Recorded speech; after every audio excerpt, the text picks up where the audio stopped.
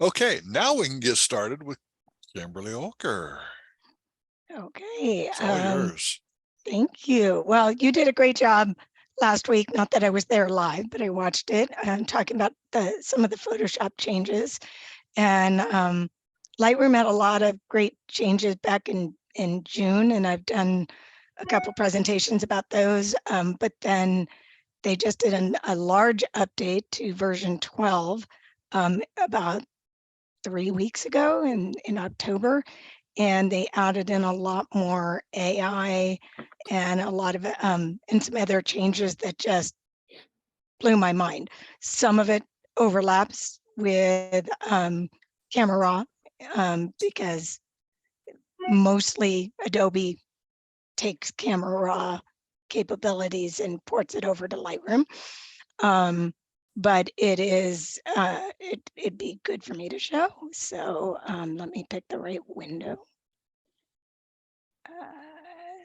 There we go, which means I'm not checking the chat. So I'll take care of that for you. yeah, let me know. And I brought in a few samples, and keep in mind, I purposely look for bad examples sometimes so I can, because if they were perfect straight out of camera, then what do I need any software for, right? But I'm going to show some examples for different changes. One of the main changes, and Mike touched on this last time.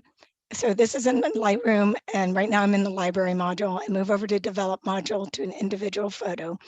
And I have to move your guys' little faces to my other monitor because I need to get over here to the right to masking. And that's this circle with the marching ants around it. That's the masking. And they've updated quite a bit in this. And oh, I do have mask. This is my edited version on this one.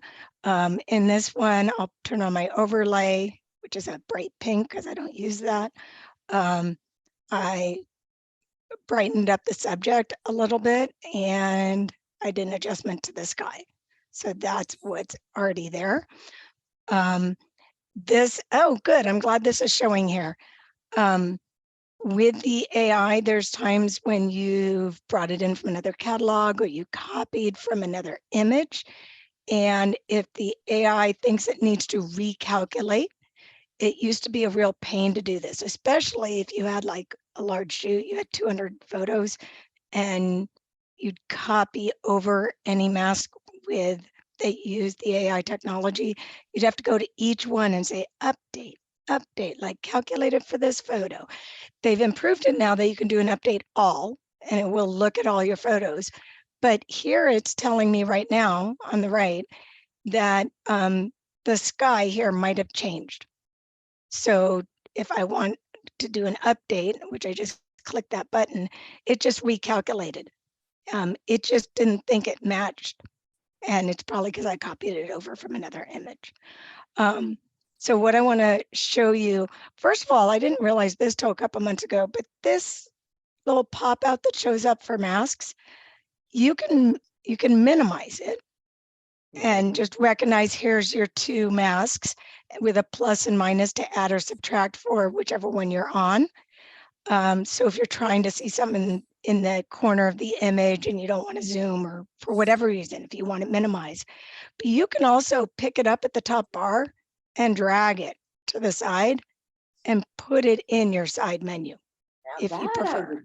Yes, I would prefer that. Yeah, that's it's actually taken a little bit for me to get used to because I'm kind of used to it popped out here, but this shows you your masks and then the adjustments to them is on the right. So sometimes I like it separated, but there's sometimes I'd rather it all just be on the right hand panel. So now I'm gonna pull up and show you some masks. Okay, if I say create mask, you can see there's lots of new options. So we always had select subject and brush and linear and radial. I say always, like the last few years. In the last release, they added subject and sky. Well, now the nice thing is they added background, which you could always do before because you could select subject and then invert your selection, and that would give you the background. But it's nice now that you can just skip right over to that. But the really cool thing is select people, and you can select portions of people, and they added objects, which there's multiple ways to pick objects. And then I think 2 releases ago was when they added maybe 3, color range and luminance. Those keep improving, and it looks like they're going to be coming out with a depth range. It's not there yet because it's grayed out, but sometimes it's nice to see what's on the horizon. So I'm just to show you how this comes up when you first started. I'll go to this is the copy of the image with no changes. I did a virtual copy. And so when you click on masking, it gives you your options right here. If you already have masks, then you have to go to that add mask at the top like I was doing a second ago. So it's already recognized that I have a person in here, which is really cool. And they're very well cut out. Let's say, and they're not always, the AI isn't perfect, but it's pretty darn good. I mean, select subject should choose the same thing. But if he was like sitting on a chair, select subject would probably choose the chair as well. So if I decide I'm going to pick my assistant from this shoot a couple weeks ago, the nice thing is you can click the entire person, or I can say, well, maybe they look fine. Maybe just their skin looks really red on their face or something. So I could just choose face. And as you see, let me zoom in a little bit here so you can. So if I just face, it's doing a pretty good job. I might tweak it with a brush a little bit, or body skin right here. It's just going to be the neck. Oh, it thinks the belt is some skin too, but that could be easily removed. Eyebrows, iris and pupil, lips, hair. It's not showing me teeth right now because it's not seeing the teeth. Usually teeth are there. So he does have a lip. If you choose hair, will it select his beard also? You know, hair does not like his hat, and it is failing. So there's times, I will say, these AI features are just leaps and bounds or above or ahead of where Lightroom was 2 years ago, but there's still room for improvement. I mean, just looking at some images today on what I was thinking I was going to show, I found 2 or 3 bugs in the program that I'm probably going to report to Adobe. So, and some improvements, like the fact that it says person 1 here. I'm going to back out and show you one of my other ideas. So I think it's in library mode. You have a way you can say at the bottom here, it says people, and it will start finding faces in your catalog. And then it will even say, like, I see this person in 6 different ones. So if you name them, it will give that name to their face, and you can use this in sorting or exporting and stuff like that. It's actually really cool. I tried it, added faces to a whole shoot, and then went back over to the masking, and it still said person 1, person 2. I wish it would incorporate those faces, and instead of person 1, like on this image here, it could say Jeremiah, because it should recognize from the people search recognition that it already did. So that's just one of the suggestions I'm going to make to them. But so here, if I click and I say, okay, I'm going to do the entire person and create a mask, and I can do whatever. It defaults to whatever I last used, which is one preset I call sharpen and brighten. But so I want to show you something with the presets here that I think is really cool. Let's say I'm going to say like make a new preset. Maybe it's like extra bright. And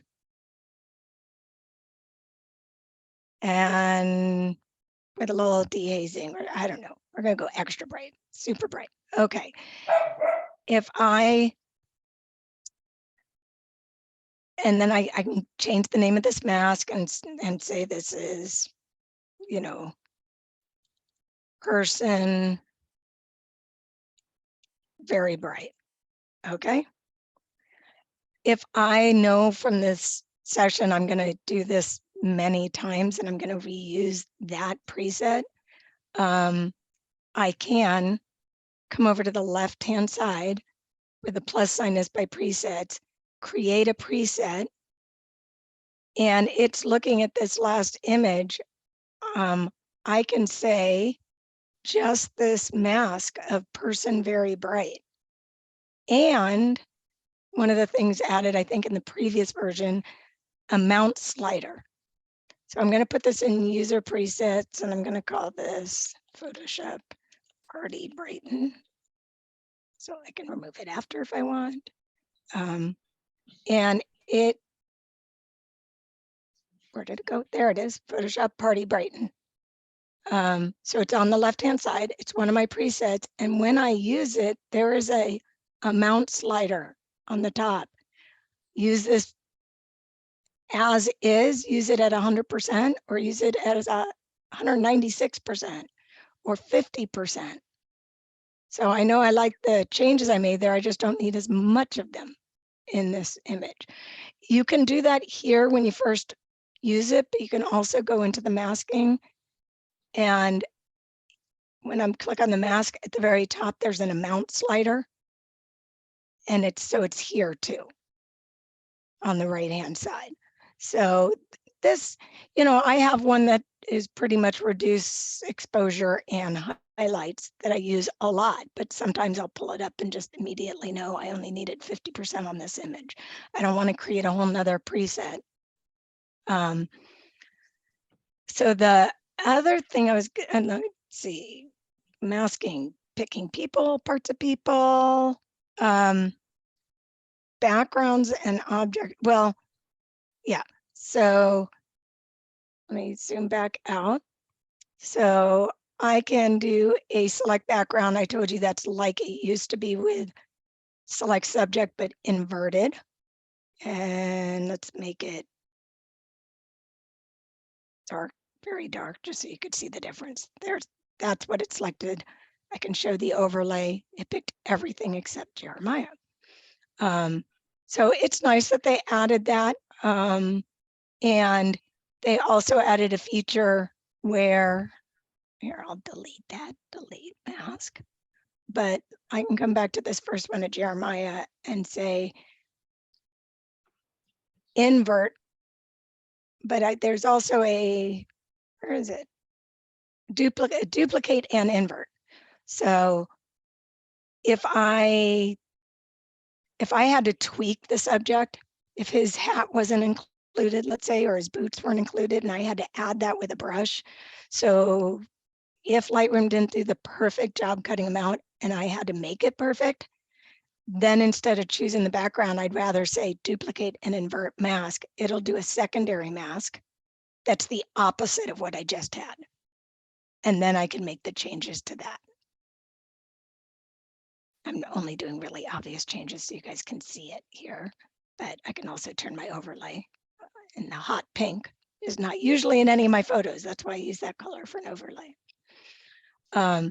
So that's very useful as well. They still have 2 versions ago. They added intersect, which is really cool, but I could take an hour on that.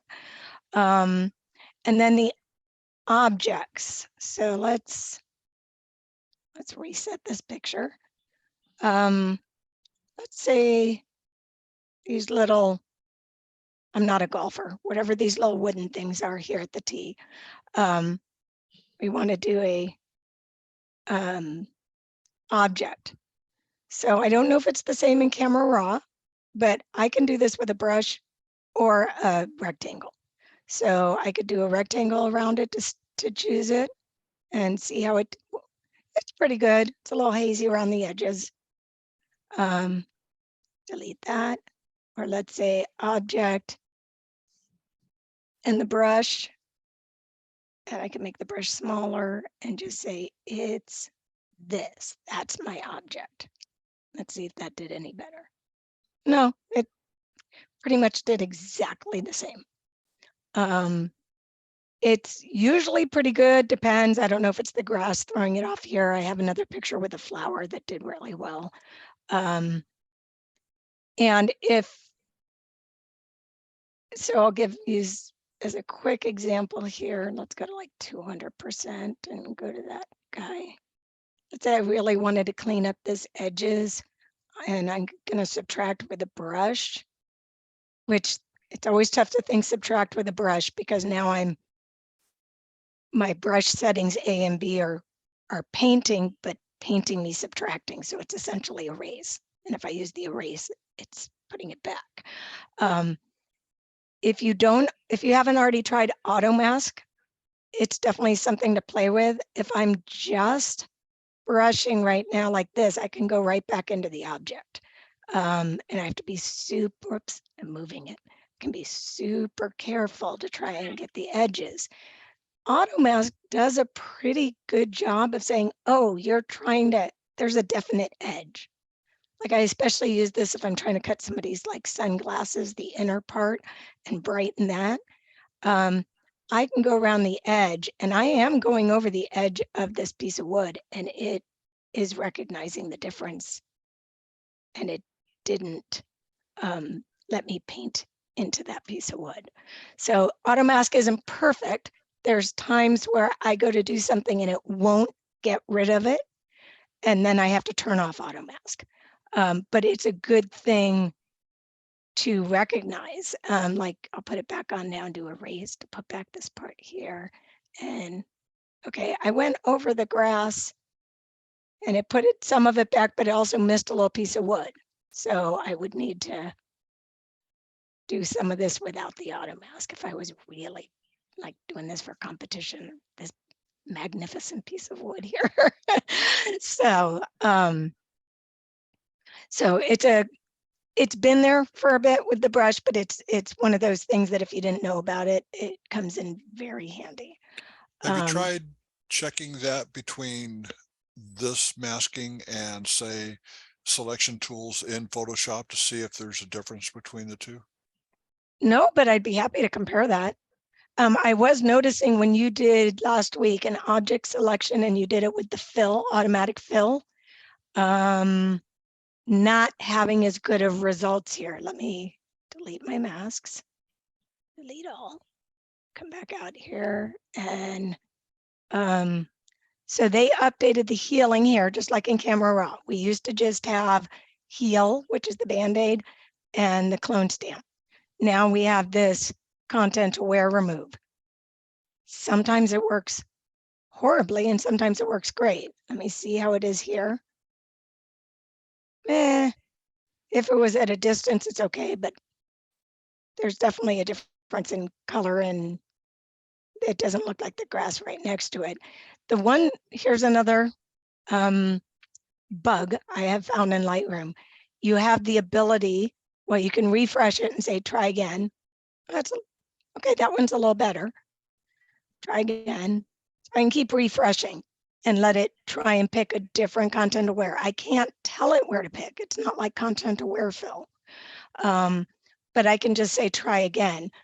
But if I then switch to heal or clone, heal and clone do not do as good of a job on this one selection as if I started with heal or clone.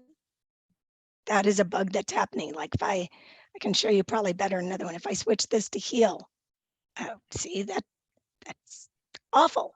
I mean, well, part of it's the feathering, but okay, it's not bad wherever it chose. Clone's horrible. But if I reset the whole thing and then I just start over with clone, it'll probably do better than switching. Yes, that's much better than having tried content aware fill first and then switching. So that's a bug. I believe they're going to call it a feature. And when I was a software engineer, I did too. But just be careful because if you start with content aware fill and you switch, I was just noticing the other two don't work as well as if you started with them. So try content aware fill. If it doesn't work, delete just click on it, delete, start over, picking one of the others. So that was one of the changes. There's a lot of masking changes. There was the changes I said that were more about like updating the AI, and usually that shows up like as a little exclamation point. If you're like in masking and there's masks, you'll see a triangle with an exclamation point that's like, warning, you know, something's not right here. A good example of that might be, let me go to a different photo.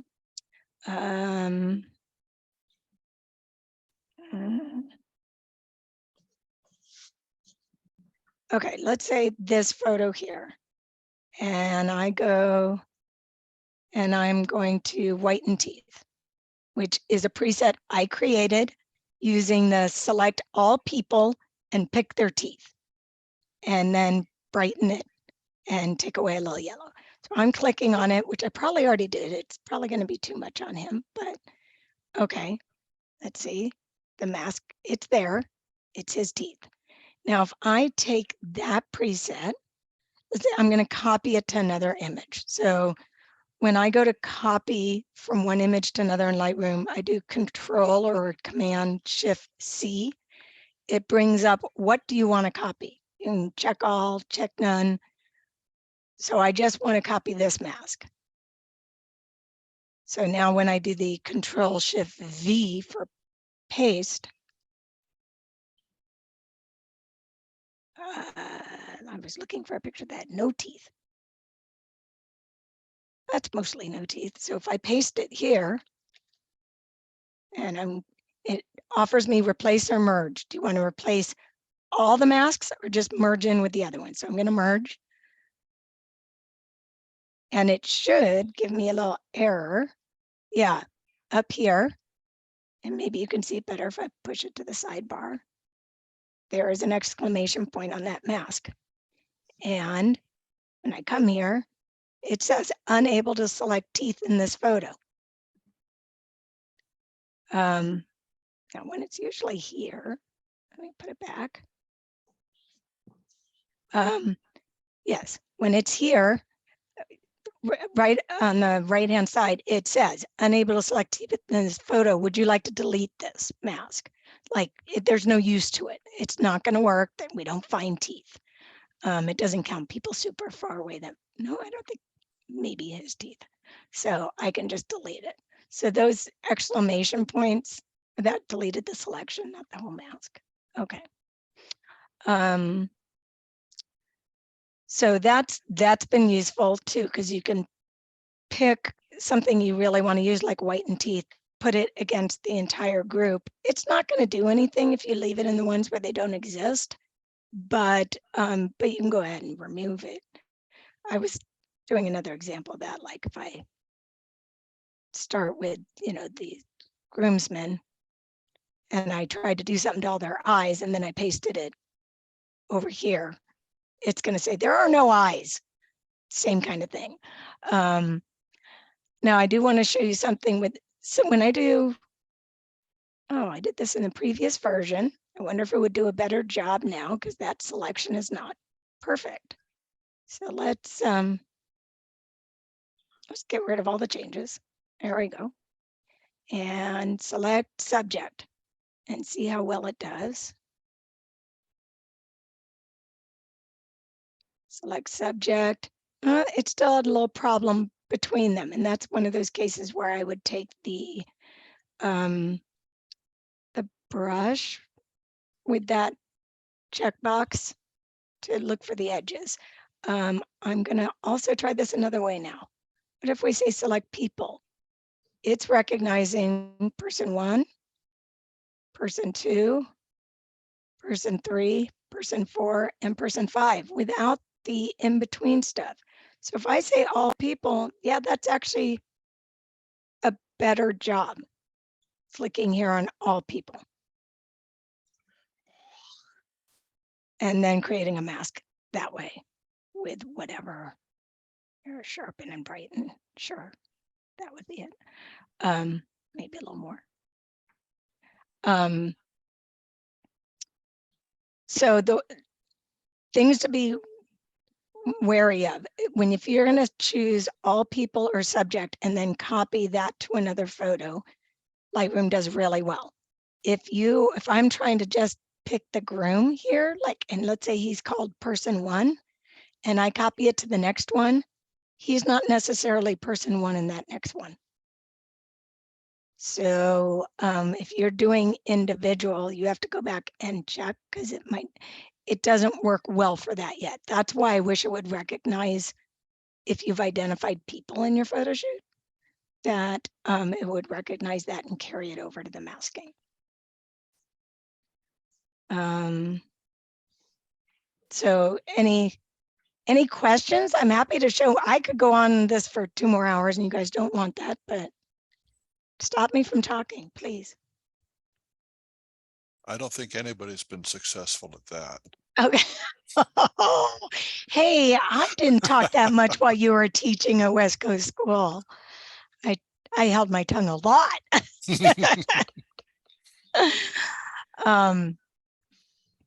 So one other thing I was going to show is when you do create, so let's say you don't use Lightroom that much right now, but you're thinking about it, and it just crashed. Oh, isn't that nice?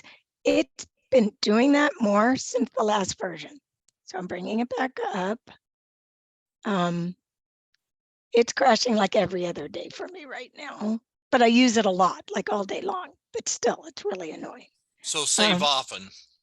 Well, it does automatically save. The only thing I notice is sometimes it puts me like this. It didn't put me back to the last photo I was looking at, but I always go back and change and check. And that last one I was looking at, yeah, it removed all my changes and then brightened the guys. So because it's not destructed with the original image, it's taking the slider info and just putting it in a tiny little file. That's always being saved when you're doing it. So I haven't had any issues with that at all. Oh, this is one that I did I tried. I was working on the select object, and then I was intersecting. First, I brightened the ring. Let me go over here. I brightened, this was the mask I did before the latest version. I just tried to brighten the whole hand center area. Then yesterday was playing with this and could just really easily with the object selection, select that ring. But then I selected the 2 fingernails, and then I overlaid it with I used a brush to fix it, but with a linear gradient on each nail. So if you can see I did this as all as objects because I wanted to play with the objects. So sometimes you hover over and it shows you, sometimes it doesn't. Come on. It doesn't want to try it. Nope. So one of these fingernails is object 1, one is object 2, and then the linear gradient I just pulled across,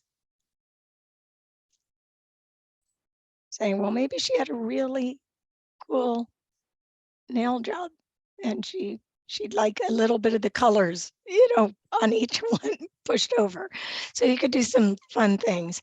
The only other thing I was just going to add in is when you create, so when you hover over these presets, see how it says detecting?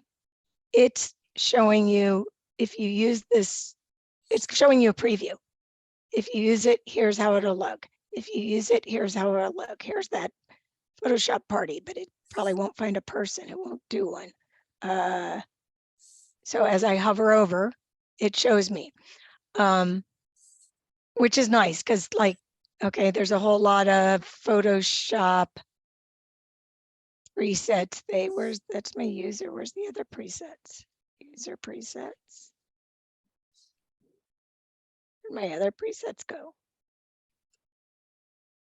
Oh, well, that's interesting. They're gone.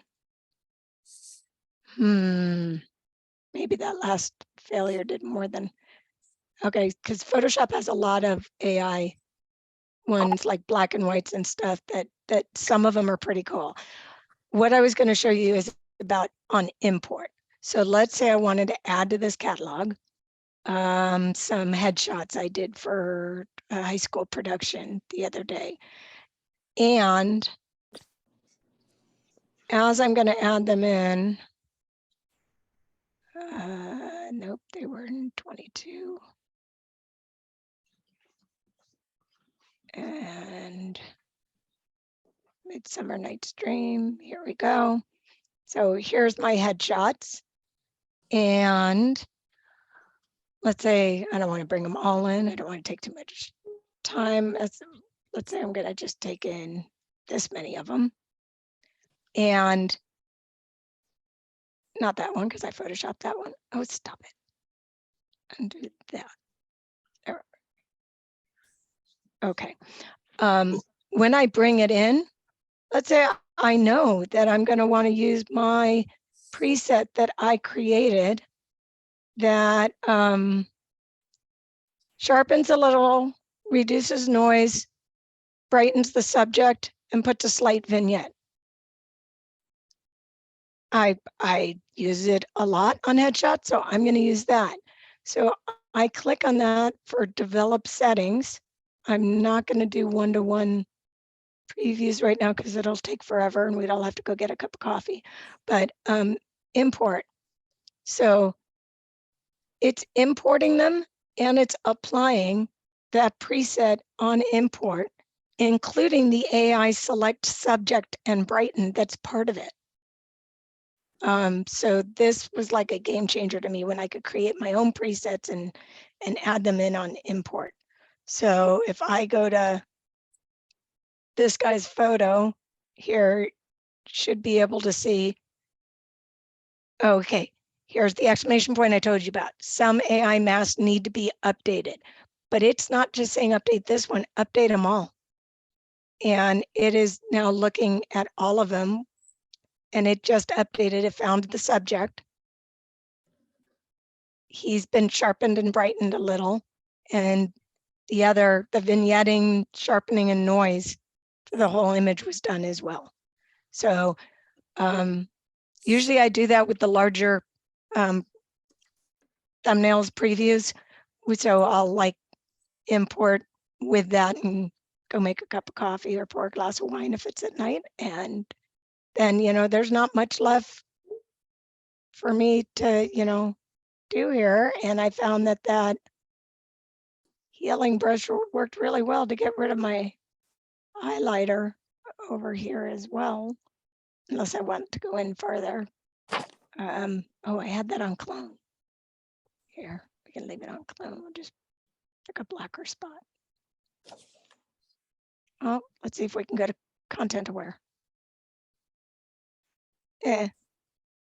We'll leave it or crop them in. So that was one of the other things I wanted to show you is the import using the preset, using the AI selection, which I just think is huge. So any questions? Normally no questions till we stop the recording. Okay, well, yes. Okay, but is there anything additional though anybody wants to see that like I went too fast through or?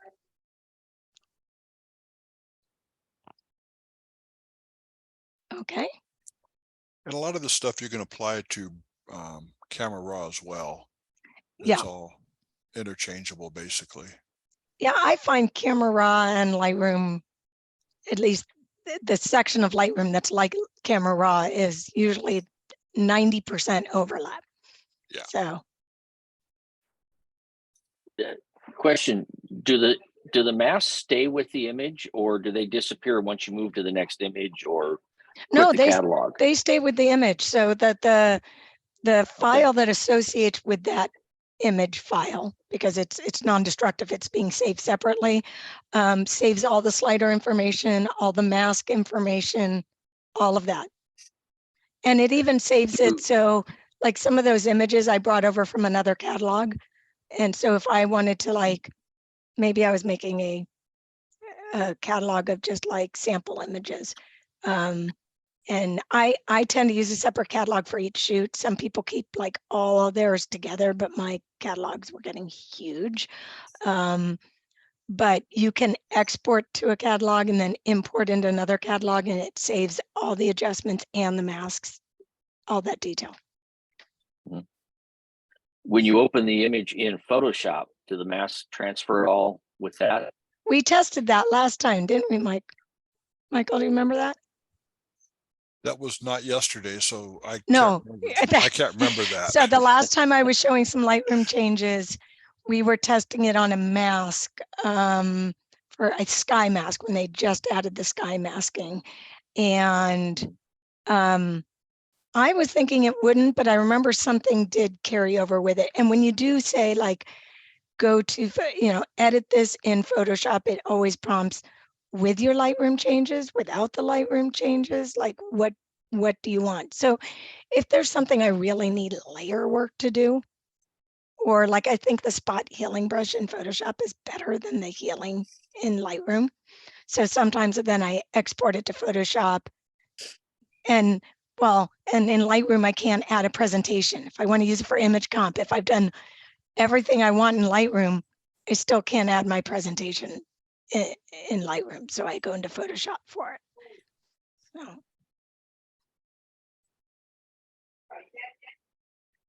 I don't think there was anything else on my list of things to show. No.